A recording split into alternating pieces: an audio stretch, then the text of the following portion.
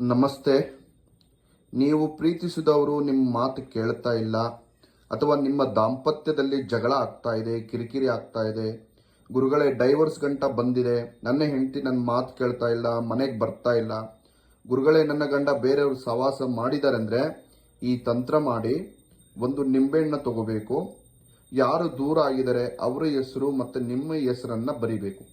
ವೀಕ್ಷಕರೇ, ಬರೆದು ಮೇಲ್ಭಾಗದಲ್ಲಿ ಸ್ವಲ್ಪ ಕಟ್ ಮಾಡಿ ಕಲ್ಲುಪ್ಪನ್ನು ತುಂಬಿ 5 ಲವಂಗವನ್ನು ಅವರ ಹೆಸರನ್ನು ಹೇಳಿ ಚುಚ್ಚಬೇಕು.